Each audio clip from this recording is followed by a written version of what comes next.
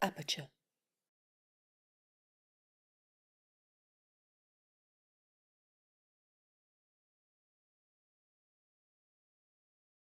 It means a lot that, to us that you're here for this important conversation. I'm really privileged to be up here with these three co-panelists. These folks are artists and activists, and the work that they're doing is reshaping how people view and understand the lives of people who are incarcerated in our jails and our prisons. And now more than ever, it's really important to have this conversation, both here in New York and nationally. So what I'm going to do is spend a few minutes talking about tonight's subject, which is Rikers Island, and take you through some of the stories of the campaign to close Rikers, and then go back in time a little bit to the folks on my right here who have done some really amazing documentation of the experiences that people had there, and that they themselves had there as correction officers. So first, what is Rikers Island? I think it's amazing that Rikers Island is such a mystery to many New Yorkers. It's just right next to LaGuardia Airport. Most people fly over it when they come in, and yet we often don't know a lot of New Yorkers don't know very much about it. This is a 420-acre island, originally 87 acres. The rest of it is landfill that's been accumulated over the decades of the early 20th century. And as you look at this, a lot of people think Rikers Island as a jail, but it's actually a giant jail complex. There are 9 active jails that are currently operating there. There used to be even more. And as you can see, there's power plants, there's a bakery, a laundromat. It's basically a city, a hidden city within New York City. And for most of the recent history of New York City, it's been a place marked by violence, corruption, scandal, and we're fortunate to be with at least 2 of the folks who were bright spots during those very dark times of the 80s and 90s when Rikers Island really became a national shame for New York City. So during that time and since then, there have been calls by communities to close Rikers, to reimagine a system of criminal justice that puts far fewer people in jail. And so I want to share a few images from that campaign, because for the first time, we're really starting to hear some good news about Rikers Island, the fact that it is going to be closing. So this is a march that happened in September of 2016. About 1,000 people marched through Queens to the foot of the Rikers Island Bridge. This is a movement, the Close Rikers campaign, that was founded by Marton, a formerly incarcerated activist and leader who himself spent 2 stints on Rikers Island, once as a teenager and once as a young adult. And ever since coming home from prison has been active in the movement to lift the voices of formerly incarcerated people and changing our criminal justice policies. So the Close Rikers campaign has always been about centering those voices, the voices of people who have served time there, and the voice of family members who've had loved ones there. And this campaign, this march that you see here was one of the high watermarks of the campaign, where we really shifted public opinion about whether closing Rikers was possible. This is a vigil that took place outside of Gracie Mansion, where the mayor lives and resides. We had about 300 folks come out on a cold winter night to listen to an interdenominational call for the closure of Rikers on moral grounds. And it was a really powerful moment to see people of different faiths and creeds talking about how, as a city, we can do better than this. We can do better by the people who are locked up there. We can do better by the people who are working there, and just come up with a system where we're investing in people before they get into trouble with the criminal justice system, helping people once they're in the criminal justice system, and of course helping people when they come home so they don't get caught in the vicious cycle that so often characterizes our system. We also are a campaign that relied on innovative and creative tactics. There's a tactic called bird dogging, where you pick your principal target, who in our case is Mayor de Blasio, and sort of pop up wherever they pop up to make sure that they don't forget about your issue. So this is Mayor de Blasio, who loves to work out at the YMCA every Friday morning. And this is one of our campaign leaders, Darren Mack, approaching him with a report that explained why Rikers should be closed. And he was able to hand him this report during the mayor's yoga workout. And when we circulated this to the press, they actually fixated more on the fact that he works out in cargo shorts than the substance of what we were going for. But we did still get some good press hits out of it. And it's just an example of how, as a campaign, we try to reach the consciousness of New Yorkers in as many different ways as possible, not just with big street marches. I love this photo. This photo was taken at a celebration rally following the mayor's announcement in April of 2017 that closing Rikers would become city policy for the first time in its history. The woman you see speaking here, Ana Pastoressa, her son spent 6.5 years at Rikers Island waiting for trial. And just, it's an extraordinary example of a couple of things. One, how broken our entire criminal justice system is, that somebody can be waiting 6.5 years at Rikers Island for their day in court, but also the resilience of people in communities who are looking to make a difference. The fact that she went from being somebody who was nervous to even speak about her son's case for fear that there'd be retaliation, to somebody who's speaking at rallies now. She's up in Albany constantly trying to change our state's broken speedy trial laws. And so this campaign is about lifting people like Anna and empowering them to make a difference. This is one of the best slogans we could come up with. The mayor said it would take 10 years to close Rikers. We said, our member said 10 years sucks. We're not going to stomach that. And so we've been working the last year to really push for an accelerated timeline for the closure of Rikers, and more importantly than just closing an edifice, bringing the number of people who are in our jail system down, including the many people who probably should not be in jail in the first place. And so these are some of our leaders saying that we're not going to tolerate a 10-year timeline to close Rikers. And so with that, that summary of where we are, when you see Rikers in the news today, no, closing Rikers is now city policy. Closing Rikers is now state policy. The Speaker of the City Council is committed to it. The Comptroller is committed to it. Communities across New York City are fired up about it, but there's a lot of hard work ahead. And we need to change our criminal justice policies. We need to make sure that politicians stay focused on the task at hand. And equally importantly to those things, we need to make sure that the culture, the pervasive culture of violence and despair that was so typical of Rikers Island from its inception in the 1930s all the way to the present does not get repeated. And one of the things I'm excited about hearing from these two gentlemen is the work they try to do to change the culture, at least in the housing units that they worked in, to try to create a different kind of opportunity for the young men and the young women who are incarcerated there. So turn it over to our first panelist. So Jamel, Shabazz, I'm going to ask if people can refer to the longer bios just in front of them, so I don't have to read this, and give Jamel as much time as possible to work through his material. But suffice to say, he's an incredible photographer whose work has been featured literally all over the world. And he also spent 20 years working in the Department of Corrections system, including 7 years working on Rikers Island. So please give a warm welcome to Jamel. Thank you very much. I'd like to first say how it's an honor and privilege to be here. This is a topic that's very close to my heart. As a 15-year-old child, I was very concerned with the plight of Black and brown people in this country, and I decided at that age that I wanted to lend my voice to do whatever I could to educate and inspire young men. I became a correctional officer in 1983 during the introduction of crack into the community. It was a very critical time in the country because we got hit with crack, cocaine, and AIDS, and also the Uzi machine gun was introduced, and things just started to change drastically overnight. Like many veterans, I had just came home from the service of 1980, and civil service was pretty much the way to go for a lot of the vets. Our parents, for the most part, they were civil service workers, and they told us in order to get a foundation in life, it's good to take on a position, a career that has good benefits.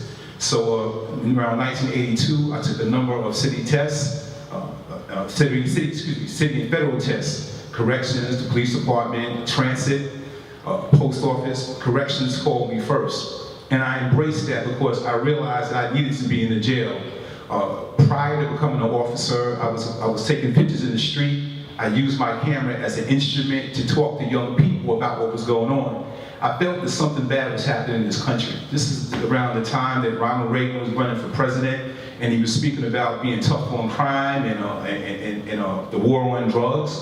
And I was very concerned. And I just felt that something was going on. A lot of young men were dying at the hands of other young men. And I found that the camera allowed me the opportunity to engage young people about what was going on. It enabled me to talk to them about the future, the fact that there's so many people dying in the street and we have to stop killing one another. So when the opportunity came to become a correctional officer, I took it with open arms. I did a lot of reading. I knew about Mandela, the struggle in South Africa. I studied the prison riots in Long Binh, Vietnam, where you had a number of Black soldiers that were incarcerated in Vietnam during the war. I researched the Attica Rebellion and understood that. And I realized that some of the things that the prisoners demanded was more officers of color.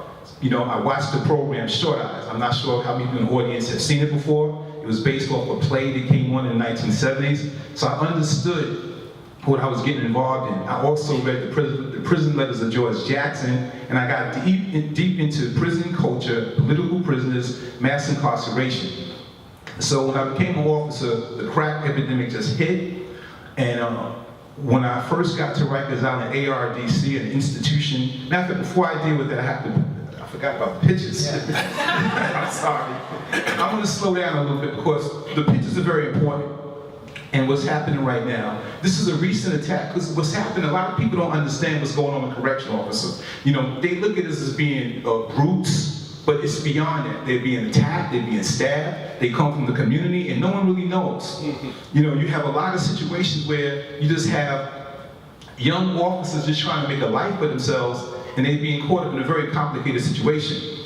This is a good friend of mine. He was robbed and he was shot. A good brother from the community, and no one ever imagined. He's right out of the community, he has a love for his people, but he was robbed and he was shot as a correctional officer. Luckily, he survived. These are the other faces of correctional officers. So oftentimes, we hear about them, but what do they look like? Who are they?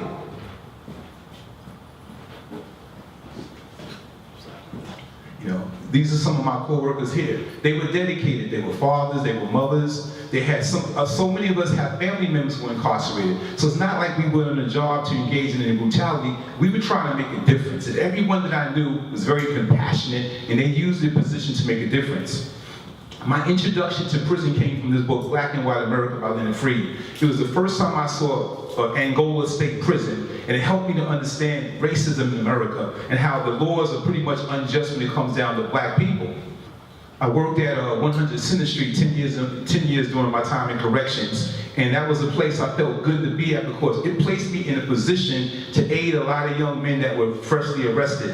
This is a arraignment court, and these young men just came off the street and they're about to be processed in the system. Working there allowed me to try to save a lot of young men as they first came through the system. Prior to becoming a correctional officer, I spent a lot of time working with young kids on the street. Here, a young man is in a train station bar, and it's almost like he's in a prison. And this photograph reminded me of the work I need to do on the street to help save young men from going into the system. Again, young men I targeted. I would leave Rikers Island and go back in the street and just talk to young men about the things I was seeing.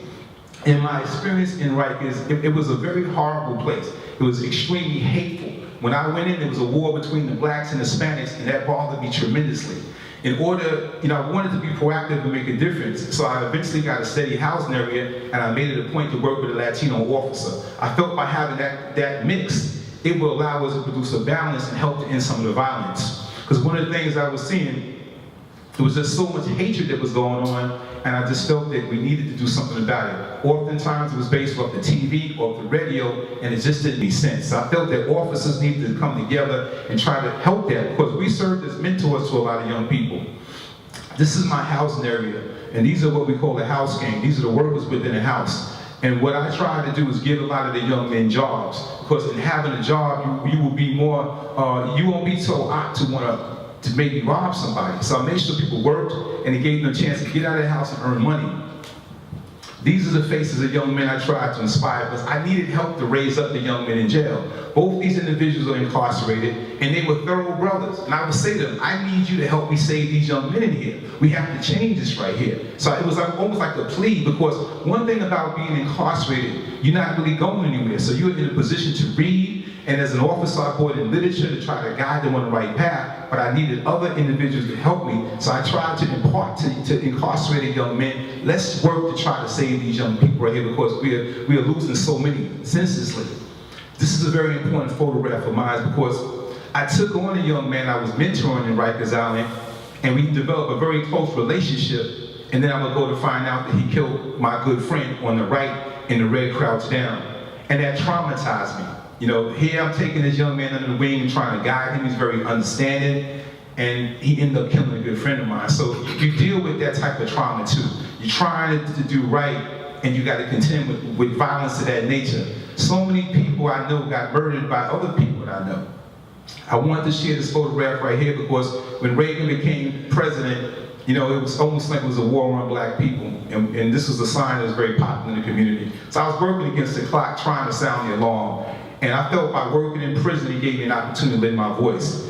As Giuliani became mayor, things changed a lot. You know, with the broken glass policies, the city was it's just changed. A lot of young women being locked up senselessly for nonviolent crimes, for turnstile jumping, and it was just a very bad time. I've lost good friends to the system. This is a young woman I photographed on the street. She fell victim to incarceration, and she ended up doing 20 years. I was guided by Michael Warren. He's an attorney that used to come through the jail oftentimes, and through his vibration, his very presence, he reminded me that I have to be upright and steadfast and have a responsibility. So I owe a debt of gratitude to the lawyers that came through. Of course, they became my mentors to help me understand the system on another level. My steady partner, Santana. In order to understand Latino culture, I made it a point to embrace the music and embrace the island. I went to the parades because I wanted the Latino inmates to know that I'm not biased, that we're all in this thing together. This is my first housing area for Upper. And I took great pride in working there because it put me in a position to guide a lot of young men every single day. So I went to work with a determination to try to raise up as many young men as I could. I had a Polaroid camera and I documented these men because I wanted to have a record of this experience. So for the 20 years in which I was on the job, I made it a point that to use my camera to just create a visual diary of my experience of all the men who came into my life. And tragically, so many of them are not here anymore. This is another face of corrections here. This is 100 Center Street, and these are some of the concerned workers on the left-hand side. You have lawyers, you have judges, you have court officers, you have interpreters, but they are all concerned people about what's going on in the system. And I felt it was necessary to include this image in because this is another side of the criminal justice system. Practically all of us have family members who have been involved in some form or fashion. So like I said, there's another face of law enforcement that people don't have a tendency to see. This is my supervisor who retired, and he's a teacher right now, and he's using his voice to save a lot of young men. The gang culture has flourished, and I took a picture of a lot of gang members because I wanted to guide them. I figured if I can get the gang members and guide them on the right path, they can go back to the gang and hopefully change them. Because back in the 80s, when crack hit, the gangs came back. And it was just a tragedy just to see so much senseless bloodshed going on over colors and misunderstandings. And I owe a debt of gratitude to Steve Rico, a great attorney, who whenever I had a problem, and if I had a young inmate who lawyer didn't come in, Rico would take a case to me off the strength of just being a friend of mine and represent that young man for no charge at all. So I have so much love and respect for this attorney because he was from the community, he was there to make a difference, and he became an example for me.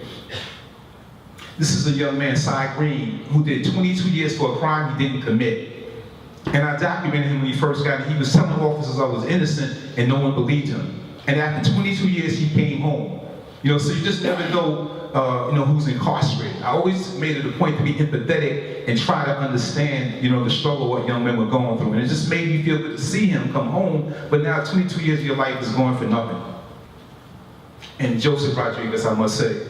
Joseph is an incredible photographer who's going to be here next week. He was incarcerated on Rikers Island back in the 1970s. He is my mentor and my good friend. So it just shows you the relationship between an officer and former inmate. There's a thin line in terms of who we are. And I can honestly say that man has given me so much light and inspiration during the course of my life. And here he's a former inmate. But thank you so much. And excuse me, I'm speaking kind of fast, but this is a very difficult conversation. So next up we have Lorenzo Steele. Lorenzo spent 12 years on Rikers Island as well as a correction officer, taking an amazing collection of photographs documenting his experience there. And since leaving, although you might say that in some ways you never leave that experience, he's been working in the criminal justice community, working with young people through books, through photos, through videos, to try to make changes in the community that he saw these folks from. So please give a warm welcome to Lorenzo. Thank you very much. I'm honored to be here. I'd like to thank Aperture Magazine for actually, contacting me to assist on this major project in my life. I'm actually moved since the interview to Charlotte, Charlotte, North Carolina. So I want to thank Aperture for getting me here, and I'm honored to be here, and definitely to share the stage with Jamel Shabazz, who's a friend and a mentor. A lot of people don't realize that me and Shabazz were actually in the same jail at the same time. And as he was leaving as a photographer, I was coming in 1987. At 22 years old, 159 pounds. Didn't know anything about jail. I grew up in Queens Village, New York. It was a different time. We didn't have contact with the police at that time, but I knew nothing about the prison industrial complex. Nobody in my family went to jail. Nobody in the community was going to jail at that time. And going back as a photographer, I had to actually reflect on my life. When was the first time I touched the camera? And I can go back to, I was 5 years old, and I used to go in my mother's closet and actually play with her camera. And I could still hear the click going off in the closet. And never in a million years would I ever imagine that I would be on this platform. And I'm just getting started with the prison art, the prison world. And I'll never forget the time I was contacted. I met the necessary requirements to become a correction officer. A lot of time, in 1987, you had the crack generation coming through. Like Jamel said, crack hit hard. And half of my friends went into law enforcement, the other half were coming through Rikers Island as an inmate. So I'll never forget, I met the necessary requirements. If I could pass a psychological drug test, I can take the job.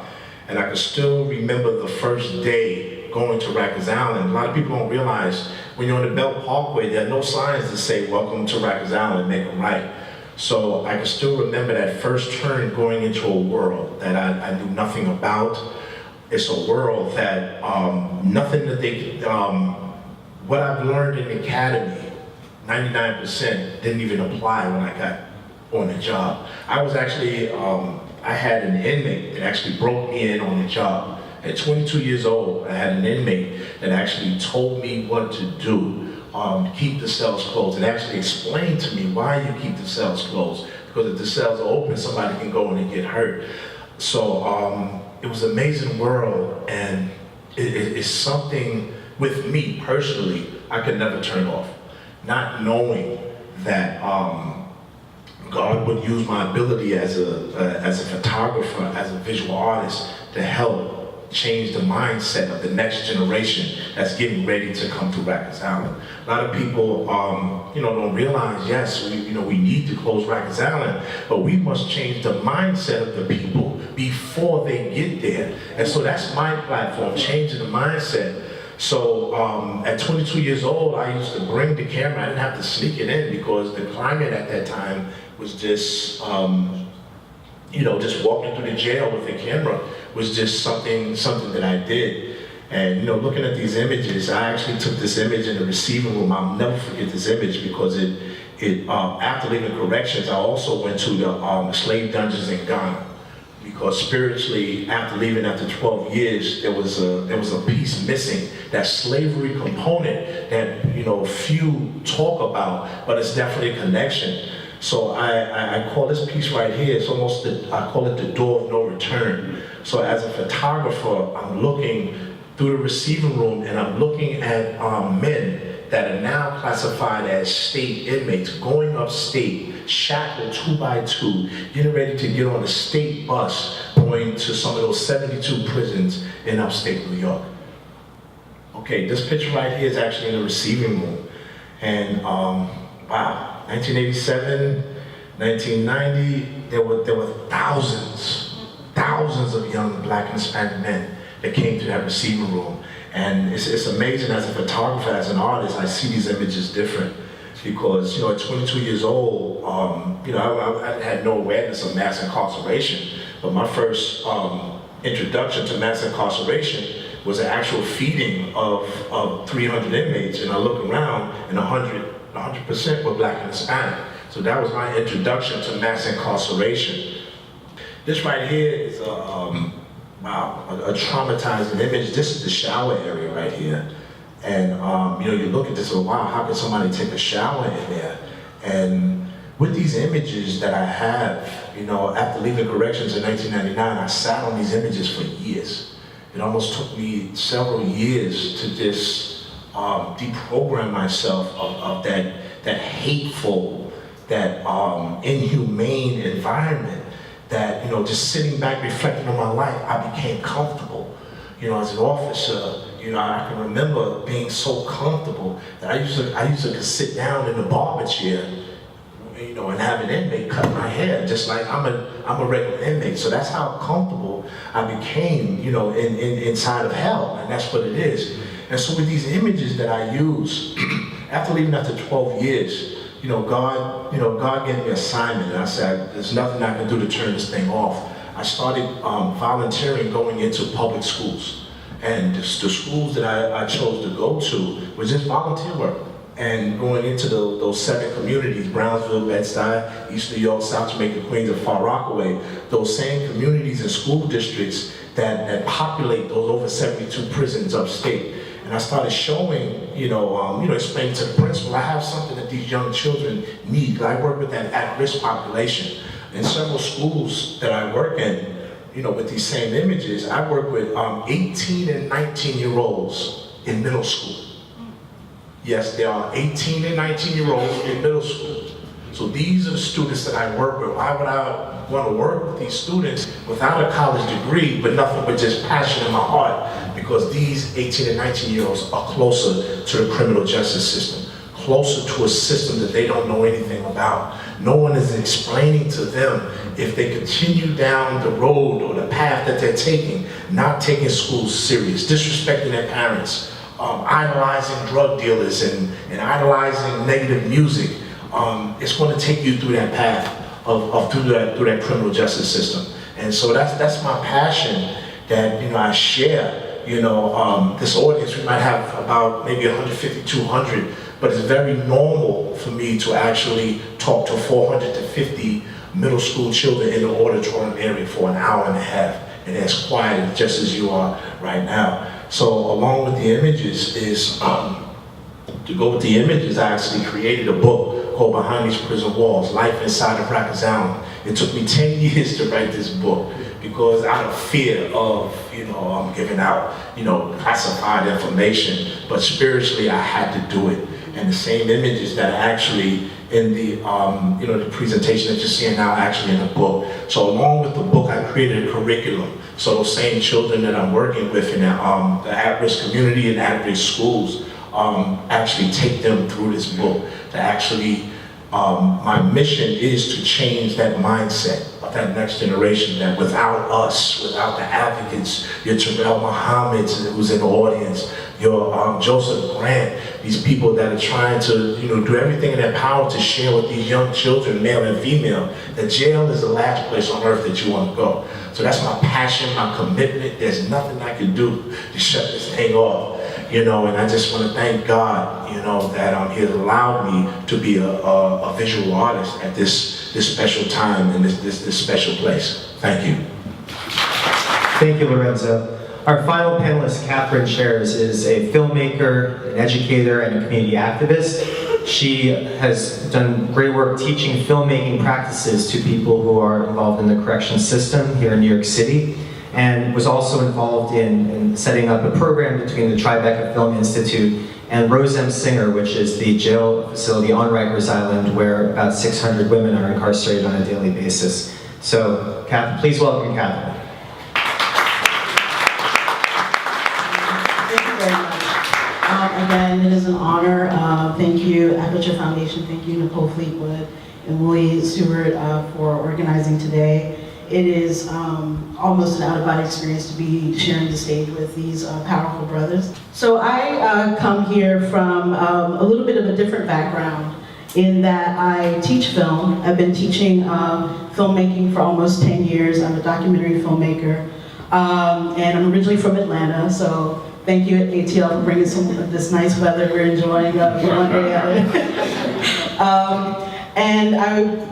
My practice in filmmaking has been always focused on Black people and non-traditional students. So even in Atlanta, I worked with at college level teaching, but a range of literacy, a range of, sometimes people had, traumatic brain injuries from being in war to formerly incarcerated. So my commitment has always been to folks that we don't often hear from, telling their stories. And so then when I moved to New York City, which was about 4 years ago, I started teaching in the youth media world.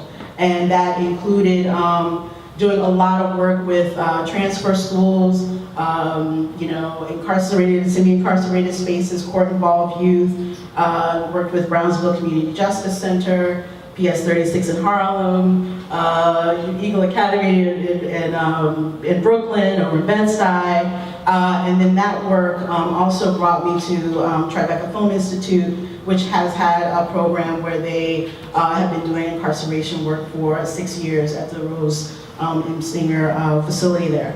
But in addition to that, they launched a program last year connected with the Administration for Children's Services to deliver programs, because it's not just young people who are at Rikers, there are incarcerated young people all over the city in places that you probably pass every day and don't know it, because it's outfitted and it could look like, a regular brownstone, but it's literally maybe has 10, young people living there who are in certain ranges of incarceration. And so the image that you see here, the first image, I wanted to start there first because this is an image of 5 young men that were at Belmont Passages Academy last year.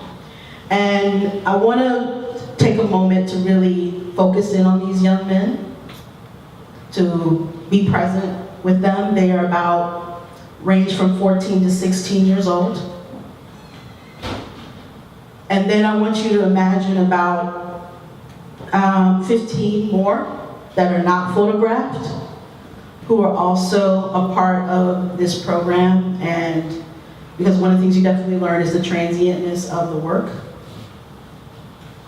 And then to imagine in a self-contained classroom, some adult Black men that are also in the space. And then a couple of teaching artists, one of them being me. And so the goal of this project was to create a kind of media piece. And it's very difficult to create work in self-contained classrooms because there's so many rules about what you can and cannot do. The papers can't be stapled together. You have to have a pencil, but it can't have an eraser on it. No markers, no scissors, no this, no that. Sometimes you can't even have a camera in the space. So how do you create a media project in a self-contained environment? The other thing that also happens is that young people may have not had an opportunity to be creative and share their voice before. And so there's a kind of trauma that can come from you even saying, hey, what do you think about this? How would you respond to that? That may be foreign to people who are constantly being told what to think, that maybe you are not creative and that the world doesn't see you as contributing much. And so it can look on the outside like, oh yeah, incarceration work, fun, exciting. It's very, very challenging work. And so I want to kind of talk about the process of how you create a kind of experience so that people can even feel comfortable enough to get to that moment. So, let me just flip through. So in about the 3rd or 4th class, so the goal is to try to make a thing. And most of the time as a filmmaker and as an educator, most people on the first day, you're running through drills with the camera. It may not work that way in these kind of spaces. You may have to really slow things down quite a bit. And so we were really, really struggling. So I wanted to kind of bring some notes in from that experience. So this was class 1. Some students and facilitators were able to get a little hands-on experience with the camera. I think we might need to dial back our focus on too much filming in the beginning and assist the class with gaining comfort and having opinions and analysis. It appears that it will take more time to build trust within the group and between the group and ourselves. Class 2. Second session was a bit rough. Several young men expressed anger and frustration of being forced to participate in the last period and after-school program. These frustrations were voiced immediately upon the young men entering the classroom before we started the session and addressed in a circle where everyone in the circle, including staff, facilitators, students, and teaching artists, expressed frustration. There are a lot of power dynamics between the young men. There are some alphas in the group that control the mood of the space. Even if there are young men who want to participate, the group dynamic will create a situation of such where no one feels safe to engage. And the thing is, unless you can establish safety, you cannot create any art at all. Class 2 continued. A writing prompt was given to the young men that Omar, I'm going to just call him spiritually into the room, that he would work on with them to write a prompt. And the prompt was, what would I say to my 12-year-old self? Now again, these young men were between 14 and 16 years old. So if you could give some advice to your 12-year-old self, what would it be? The writing prompt was very effective in the space. First activity to have 100% buy-in and participation. Some young men chose to come to the front and speak out their response before the group while other people sat. There was, so I want to kind of just pause there because this was the first time that we had actually gotten everybody to participate in a thing. And so one of the things we found is that you have to keep it really low key. Like we're just kind of keeping it really casual. The importance of ritual. So the writing prompt was always a part of the beginning that we would scaffold and add on to as each class progressed. But there was this creation of constant ritual. The young men would come in, the post-it note was given, and then that's how we would roll into the class. We would have food because people were hungry. So we would start with a snack and then just keep it really chill and casual and set the mood. And I did want to just point this part out, which was there was an incident of 2 male students making comments about my body in the classroom, which was addressed at the end of the class, but not at the moment when it occurred and was debriefed with after the class. And I wanted to highlight that because these can be very highly charged and gendered spaces, which is something that doesn't come up a lot.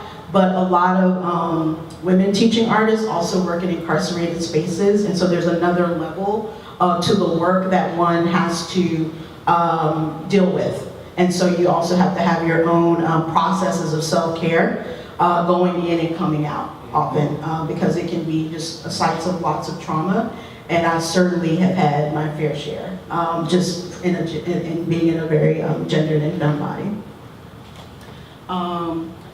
So I want to point out what's going on over here in this slide. So this is a few sessions in, and so in addition to the notes to your 12-year-old self, we keep building on it each week. And what you see up there on the board is each week they're typed up, and we're working on our paper edit because, you know, in filmmaking you have to do editing, but it's really important that the voice came from the young men as much as possible. And I also will say that we incorporated everyone's voice in the community of the classroom. So it wasn't just the young men outing themselves and expressing these things. It was the adult men in the space. It was also the teaching artists ourselves who were also sharing. And so these are, and this is also actually one of the teachers in the class who's on the right-hand side. He's was also included. So it's very important when you're doing this kind of work to set the community of your classroom as being for everybody. So that one, if you're not asking young people to overly make themselves vulnerable if you're not willing to go there yourself. And these are just some of the prompts that you see right there from the visuals. So each week we added visuals, sounds, music, other things, so that then when we moved to the edit, again, it was completely from the young men. And like I said, this is a very transient environment, so this may be from a prompt that somebody responded to in session 3, but wasn't there to finish it in session 8. And so this idea of passing the baton of, you know, this collective ownership of the work becomes very critical, because sometimes people don't want to participate because they don't think that they're going to be there for the end, so they may not even want to try. So you really want to establish like that collective connection. And so I'm going to just skip through. So that's our completed paper edit there. And again, 12 weeks of work to then bring us to this moment. This is at the Tribeca Film Institute, where the young men from Belmont, got to see their film on the big screen. And it should just, sorry. Sounds. Ice cream truck, mom yelling out the window, cop cars, children playing, arguments, basketball bouncing,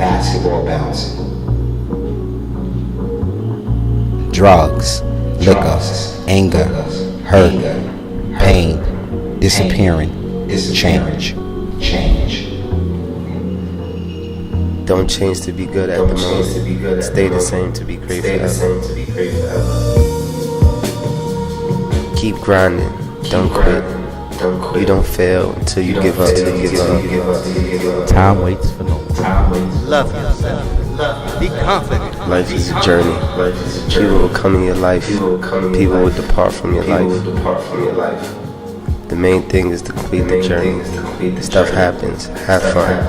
Here's to life. Here's to life. Here's to life. Here's to life. Here's to life. Here's to life.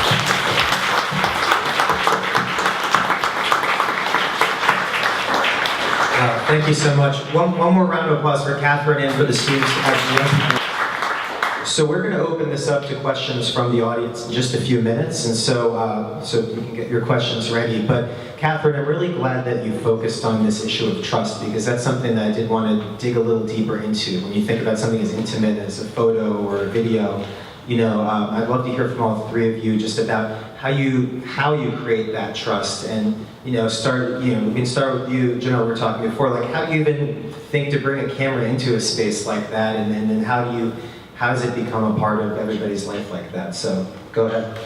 Well, I found that the camera gave me a voice that I didn't have, and I think when you approach a person, and one of the things I wanted to do is just recognize the greatness in everyone in which I photographed. So I think that helped to establish the trust. So oftentimes, first of all, I bought the camera in the jail because it was just a part of my life. It was a way of life for me. I carried a camera everywhere I went for about 25, 30 years. So it went on my post. And I felt that this was an opportunity to engage a lot of the young brothers that were under my care. So I would engage them and let them know my sincere love for them. We had a saying in the street, and it was from the heart. And it's, I want for my brothers, I want for myself. When I saw a lot of young men down in the jail, I really saw myself and I saw my people. So I wanted to engage them and let them know that I recognize your greatness, your potential. You're not invisible to me. And I think that helped to establish that. They knew I was sincere. I wanted the very best for all of them. So the photographs became evidence of the conversations I would have with so many people which I photographed. It wasn't about really me, it was just recording their moment, to have a memory later on, and even perhaps to give them the photographs as time go on, which I actually did. But trust was a very key element. I was sincere in all of my efforts, and I wanted the very best for them.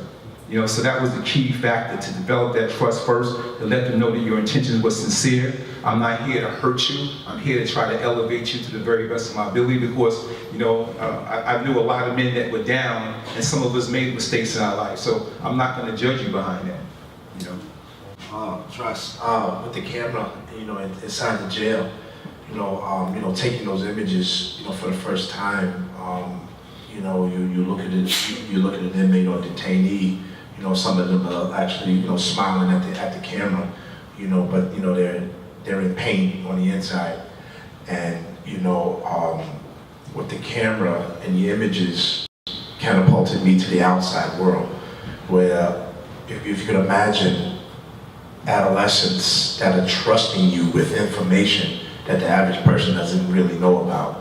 So that trust where you're talking to a young man that's getting ready to drop out of school, but you have professionals, you have teachers, you have deans that cannot really get through to this child, but one picture And this young man trusting the information that I have, because he could see the passion and the commitment that I'm giving this young man with that one image. And you know, my love for him is just, is priceless. It's priceless. Wow. Well, there's two things about the trust. One, you can't be afraid when you go into the room. You have to automatically disband fear, because people will smell it on you and run you out of the room. So that's the first part, is that you have to have trust in yourself and be willing to disband your complete idea of what you thought would work in the room. I remember in session 2 having a moment where I didn't know what to do, like everything, and I have to also acknowledge my colleague who could not be here tonight, Julian Clapper was a co-teacher in that space, and we literally had a journey together, so we were like we were already joined at the hip before, but we had our own rough moments there because we had to really talk through the time, and but in terms of your own self, like you have to be willing to be wrong, be willing to challenge your practice, to think that everything that you know pedagogically is going to work, and it won't. Sometimes the simplest thing is the thing. And I think it was a matter of the writing, because the camera really, even though we had access to the camera, people weren't really up for that. We had to keep trying things to see what would build that trust. And like I mentioned, the group leader, Omar, he was the one man, older man that all of them looked up to, that was also really into what we were doing. And so the person who has the most power in the room can shift at different times, and so you have to be really present to that. But Omar was the person who really kind of helped us to also bring the men into the experience. And like I said, by having collective buy-in where we're all doing it, where it's not just them doing it, me doing it, or you know, outside parties doing it, that really, really helps the process a lot. Great, thank you. So all three of your work, it really humanizes a group of people that are so often marginalized, other demonized by, you know, it may be in the press, it may be in popular media depictions. And so I would love to hear from each of you, just if you would like to share a story about, you know, a person in particular that had a real impact on you, maybe somebody who taught you something while you were trying to mentor or work with them. Wow, so many people have impacted my life. I mean, I have a young man right here, you know, here right now. I had him as a 16-year-old adolescent in my mod 8, and he really touched my life because he was innocent. He told me he was innocent back then. This is around 1987, and it was just so many people I would meet, you know, that got caught up, you know, in a whole lot of situations. But this particular young man, Shaheen, he told me that he was actually a victim of a crime. And when he told the police, they turned it around, he became the victim. The person that robbed him ended up saying that he robbed them instead. And he did, I believe, 4 years in prison. He was a 16-year-old kid, first time arrested. And that really troubled me because it was just so many like that. And it's like when you work in a jail, to me, it's like being on a battlefield. Everyone is saying, help me, help me, help me. And they're just all over the place. And Shaheen was just a young man that I took time to try to nurture and guide and give him strength, because it was a very difficult time, not only for him, but for other inmates. And you know, I saw him, he did his 4 years, I would see him on the street, and I just admired him because he went through a very difficult time. He didn't get any compensation for it, and he's back to square one again. And despite that, he held no hatred in his heart behind what happened. And he came to one of my events a few weeks ago, and it just touched my heart to see him and how steadfast he is and how I impacted his life. But in fact, he touched me because he showed fortitude. He reminded me of the work that I have to do. That there's so many innocent people out there that just need help and guidance. And I had to just give it to him. Shaheen, where you at, brother? We had to recognize this young man. 4 years in prison for a crime he didn't commit. And here he's the victim. He gets robbed and he turns around. So that story just moved me because, like I said, you come in contact with so many young men and you're hearing people say they're innocent, but it was just something special about him. And I'm glad I had faith in him, and I never denied him. You know, So that's the story that will stay with me forever, the innocence. And then I have to say another one of a young man who tried to commit suicide. Of course, you know, I had so many of them when I worked in the courts. His mother's boyfriend raped him, and he contracted AIDS, and he told her, she threw him out the house. And it's like, that was a very difficult situation for me, because here I had this young man who was in my care, and he was a brilliant young man, 16 years old, with a great future. And he was adamant about killing himself. And when I asked him, he shared that story with me, and it devastated me. And I believe that he killed himself maybe, you know, later on, you know, on Rikers Island. And that's one that will haunt me forever, because what do you say to a young man like that? You've been raped by your mother's boyfriend, she throws you out. And I remember he was in the cell just crying and crying and crying. And he just wanted his mother back. And there's nothing I could have done at that time to just reassure. I mean, what can you say to a person like that? It's going to be all right? So that's the one that really stays with me, you know, heavily. I think about that a lot. You know, that last time seeing him and knowing that he's not here right now. Wow, I got another friend of mine, Joseph Grant. Stand up, Joe.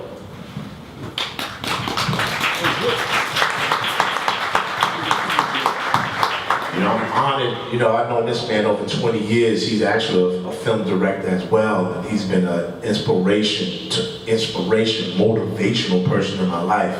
You know, I recently went through a divorce. It was devastating for me, and this brother used to call me every day to check up on me. Man, you all right? You all right? And I'll never forget it. And 3 years ago, I didn't even know I was an artist. And we were in Brooklyn. I had all my images, you know, placed on the sidewalk. And he was like, "Wow, that's an installation." I had a bird cage, and I took my daughter's doll, put it in an orange jumpsuit, and simulated a suicide. And so he said, "Wow, you know, why would you do that piece?" Because you know, there's so many people that committed suicide in jail, and a lot of people don't even realize, you know, locked up in that cell, it feels like a bird cage. And this man 3 years ago, he said, "Yo, you're an artist." I didn't even know I was an artist. You know, could you imagine, you know, your mother and father not even realizing your craft at 5 years old? This young man is playing with a camera. And, you know, my parents didn't even realize I was a photographer until I was on WABC Like It Is with Gil Noble, talking about the prison industrial complex. So I just want to give honor to him and another brother right there sitting in the second row, Terrell, stand up, brother.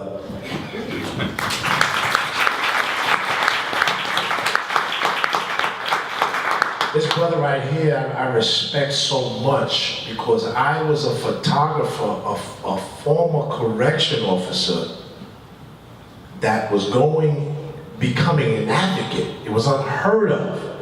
So I sometimes had to be careful with my words, and so I listened to this man, and I asked him, "How do you feel about this?" And brother, just tell your story, and just tell your story. And I'll never forget, man, I was in Albany with, they might have took about 3 or 4 buses up to Albany to advocate for youth in solitary confinement, and you had speakers that were formerly incarcerated, did solitary confinement. And then this brother said, "We got a speaker, former correction officer." I put my head down. I'm like, "Lord, you know, why am I here?" And, you know, just sharing my story and, you know, just sharing. He actually opened up, because I had to share some things, because there's some things that I did on Rikers Island that I had to ask God to forgive me for.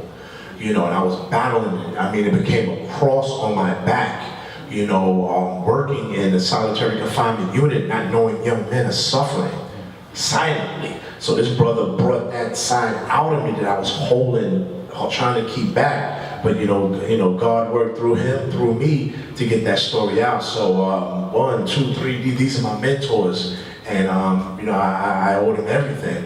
You know, just by holding my hand and you know, put me in a position to actually be able to share my story.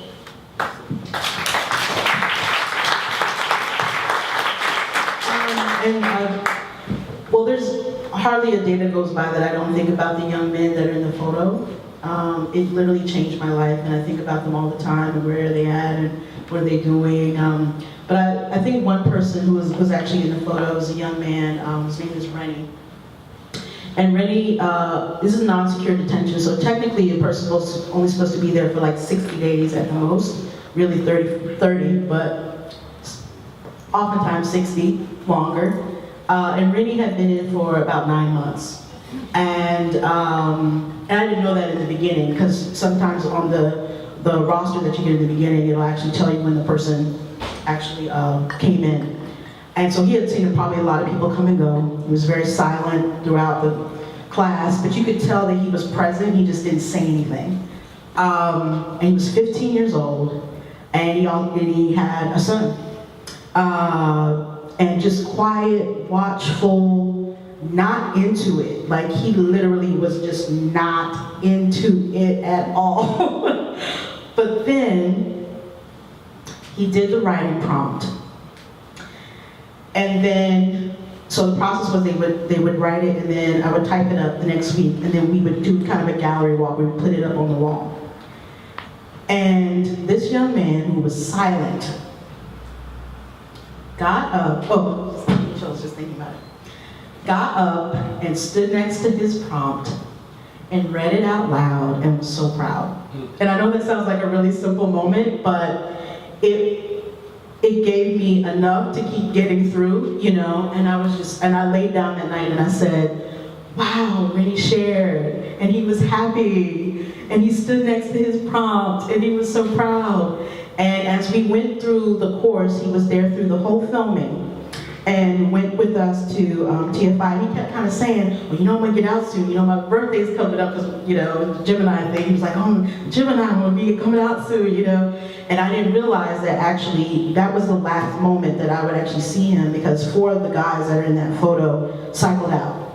So after that, we went back to Belmont, and they were gone. And so that's also kind of the transient nature of doing this work, is that you have to be just present for that moment, because you may not get it back. So that one day where for 1 second somebody was present or could even say the audio into the microphone, again, 1.5 minute piece, work. Because just to get people to hear their voice out loud, doing a thing like that and speaking their truth, very, very difficult. So that, and then I would also just highlight all the people who work in these spaces, as both of these gentlemen talked about, and also that there's a lot of anti-energy, like at ACS, at Rikers, Black women, women of color, doing a lot of work in these spaces. And I just have to highlight that, because when you hear all of the stories of the stuff that goes wrong, there are people who are really trying to hold space to have people remember their humanity in a space that robs that from you all the time.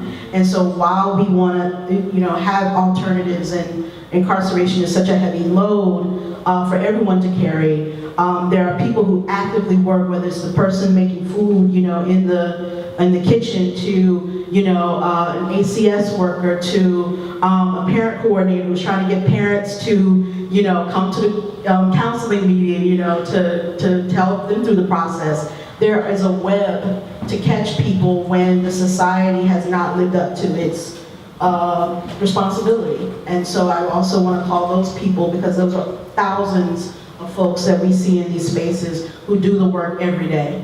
And it's not easy at all to keep up to keep getting up and just showing up every day. All right, round of applause for all 3 panelists. So we're going to open it up to the audience now. So there's going to be a microphone going around. When I call on you, please wait for the microphone to get to you, otherwise the rest of the audience won't be able to hear your question. So raise your hand if you have a question. I see one hand in the back. My name is Florian. Nice to see you. I think it's easy to sit here and forget that a lot of this is an exercise in returning to places of deep trauma for each of you. So I wanted to start by saying I'm grateful that you're willing to do that for our education. Having read Brian Stevenson's Just Mercy, the piece of that book that I was most struck by was the tale of Ian Manuel, a young man who was sentenced to close to 20 years of solitary confinement, begging in an extremely eloquent letter for the pictures that Brian had made of him as evidence of his existence to the outside world.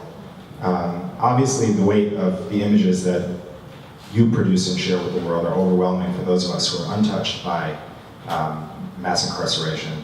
But I wonder if you can speak to the experience and value of images either produced by you or images close or dear to the incarcerated themselves, their relationship with those images and what you have seen and witnessed about their power? To me, the images serve as a reminder of where I came from and the work that needs to be done. You know, I noticed in preparing this presentation, I pretty much buried a lot of my correction pictures. I didn't want to look at them, you know, in the beginning.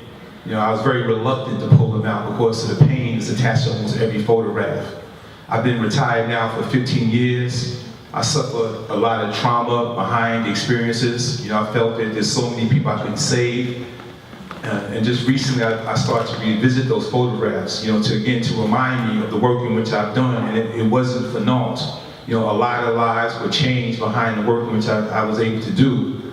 So every photograph I've taken, not only in a jail system, but in general, represents a piece of my life. You know, in a lot of our photographs, people looking directly in the camera, there's an interaction between me and the subject.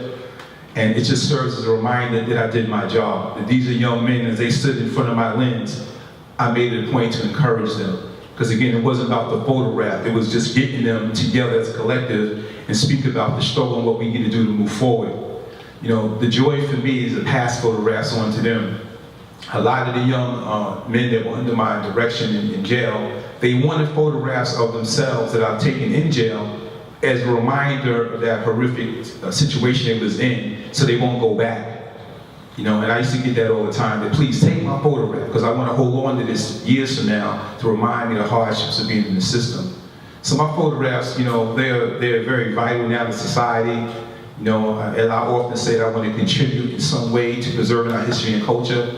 And I think that these photographs in jail are a very important narrative right now that needs to be shown, because what's so ironic about a lot of the men I photograph, a lot of them are innocent. So that takes it into another level, you know, to tell more of who they were.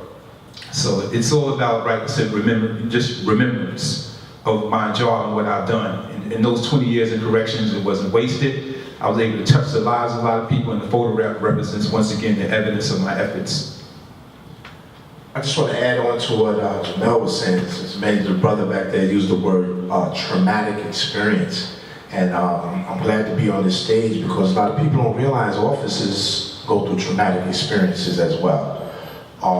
Being an alpha male, I didn't even realize the effects the criminal justice system working in C-74, which is the nation's most violent adolescent jail in the nation, had on my life, my personal life. And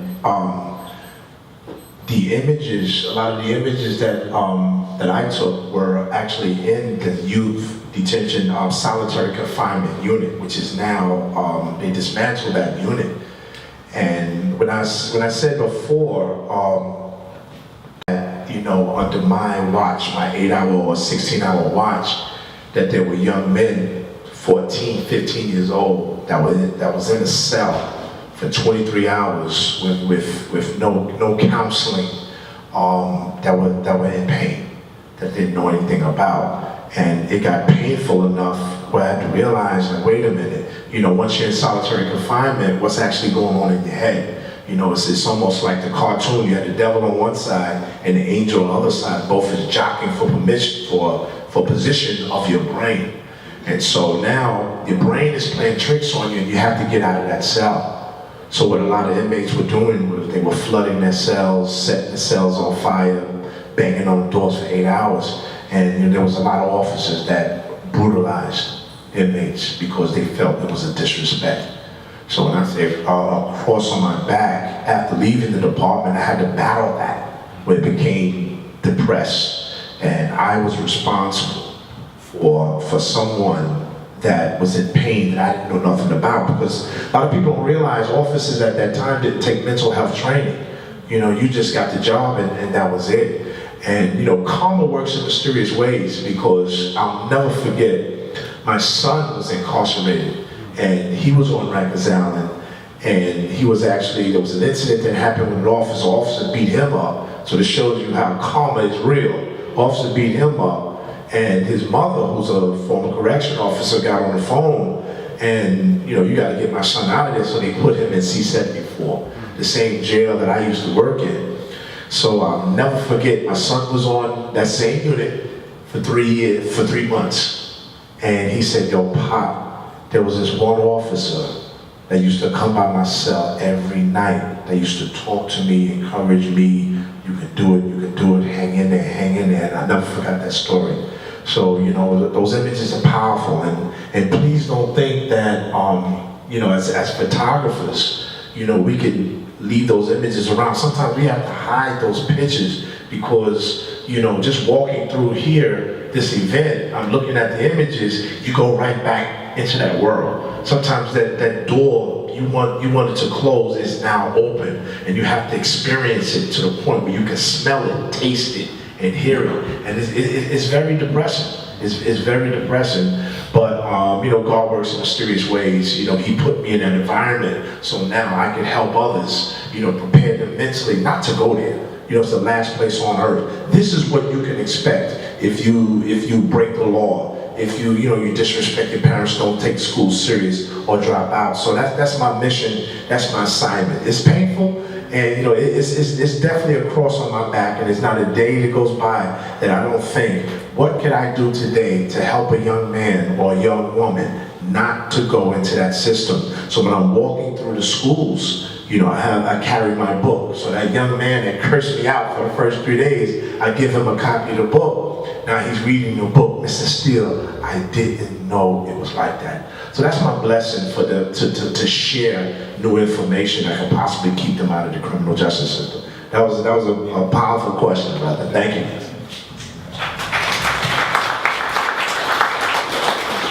So next question ready? I know somebody raised their hand in the middle there previously.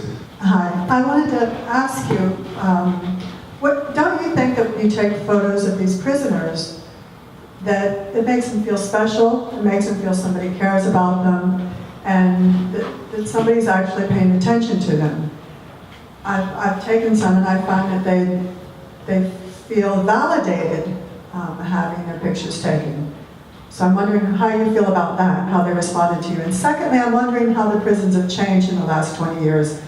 Do we have a better system? Are we having better programs and college and recidivism for reentry, that type of thing in the last 20? We talked before, and it's amazing that you said that. Change. What can actually change? During that time, I was responsible. We had a unit called Institute for Inner Development, where you had a select officers, meaning, strong officers that really cared about, the inmates. And they started a program, and at that time, the violence, we used to average 45 to 50 razor slashings and stabbings a month. That was normal at that time. And with this program, we got the violence down from 40 to 50 slashings and cuttings and sexual abuses a month down to 0. And, so a lot of people are thinking, oh, we got to pump millions and millions of dollars into that system. No, all you need is to find officers that really care. You understand, that could see that young man or that young woman as being a part of their children, their family, that were born into some bad situations that got them into jail. So that was a very good question, but that's my view. I want to point out too that it doesn't necessarily occur when you're producing the image or producing the work that it should be shared. I mean, the work that's happening in the space is very sacred, and I mean, if you're doing the work in the most organic way, like what these brothers are sharing is that it's not easy to revisit the image or share it, and I think it's tricky in terms of knowing how the person has this transformative experience because they saw their image. Because sometimes it's the opposite. It can be very traumatizing when people who are not used to being seen as the center of their own narrative actually do see their image. And sometimes that aftercare work doesn't get done because there's no time. But even in non-incarcerated spaces, I work, again, like I said, with mostly Black and brown youth. And even if you're making a film or a documentary where somebody for the first time sees their face on screen, they can have a traumatic reaction to it. And so this work that's being created is very sacred, and it doesn't mean that immediately you think that it should be out there. it might not be available for everyone. So when we're sharing this work, we know that it's very vulnerable because the young men or the people who are represented there can't necessarily say it's okay. So in us sharing with you, there's a sacred trust in you as the audience that we're trusting you to share that image and know what to do with it for yourself. But it doesn't mean that just because you went in with the camera, that the intention coming out was to share that photograph. So I just wanted to share. And in terms of how people feel, a lot of the detainees, feel after I take their photograph, it's a sense of being visible again, that you recognize me for who I am. And as a photographer, what I try to do is peel back that exterior, that hardness that oftentimes exists. And with a lot of my portraits, you see a whole other side of that individual. More relaxed side, the more human side. You're not seeing that gladiator image that oftentimes is rejected when he's around his peers. Some of my solo portraits, it's just broken down. You see a really good person. So that's the type of impact that my work has had on a lot of the individuals. They drop their guard and let me see another side of them. But in my conversations with a lot of officers who are currently on the job today, it is so difficult for them. And what Lorenzo said is so deep. Tragically, so many officers I know today, they've lost their sons to the system already. So imagine you are actively working and you've lost your son already. One good friend of mine, he had a heart attack, young man, because of the pressure of being on that job right now. It's never been more difficult. There's a documentary came on with Diane Sawyer called Inside Rikers Island. You have to see it, the hardships of a good officer who goes on with good intentions and he gets urine and feces thrown on him and his spirit is broken. So a lot of officers today, they're dealing with a lot of internal struggle within themselves. And what we don't realize that, from what they're telling me, and working in mental health for 10 years, you have an extremely large population of defendants that are mentally ill. What has happened back in the 1980s when a lot of the mental institutions were closed, they started getting arrested and jails became places to house the mentally ill. Even with drug addiction, jails became those treatment centers where they needed outside treatment. So I think the conditions have worsened right now, and we need more psychiatrists on deck. We need more mentors on deck, and a lot of help. We need to teach conflict resolution because it's bad. When we were on, the gangs had pretty much dissipated in the 1980s, so you didn't have Crips, Bloods, Latin Kings, none of that. And then things changed. Crack changed everything. So now you have facilities where you have housing areas that are entirely Blood, housing areas that are entirely Crip. And that bothers me right there, to the point where I'm really considering going back on the job to lend my voice to help a lot of these young officers because they can't deal with it right now. A lot of restrictions. And sadly, and I'm not saying this to be chauvinistic, but what has happened with so many young men being incarcerated, the population of officers, not only in this city, but cities around America, are practically 70 to 80% women. So how are women going to deal in this type of environment right now? And it wasn't like that back in the days. It's a very different time. So the jails are being lost, and it's just very tragic. A lot of officers now are being assaulted. Back in the days, it wasn't like that, but it's just a whole breakdown, and it has to change so much.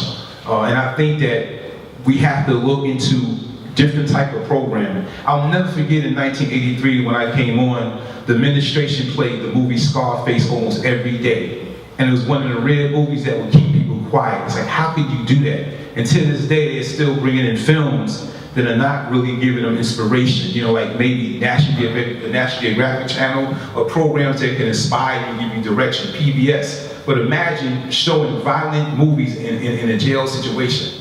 So there's a lot of work that has to be done in terms of reform right now. But I think that mental health is a major issue. We have to address the issue of bail, because sadly, if the bails were lower and affordable, we could probably reduce 1/3 of the population. So that's a major issue that I think that needs to be addressed to bring about change, because you have individuals who can't even afford a $500 bail, and that increases frustration to the point where it could create a lot of incidents, because people really shouldn't be in jail. So there's a lot of need for reform right now.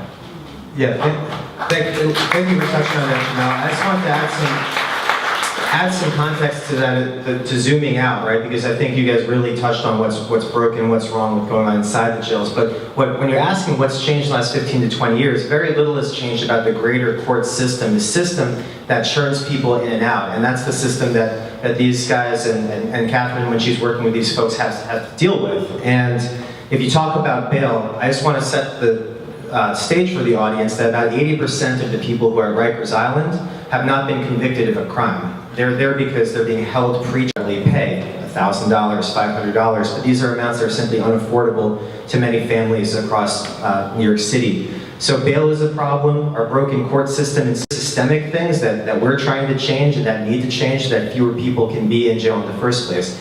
You know, I don't think it's a coincidence that all three of these folks do great work inside facilities and out in the community. And that's really, the more we can help people in the community and the more we can put resources there, the less we need to worry about how many people are winding up in our jails.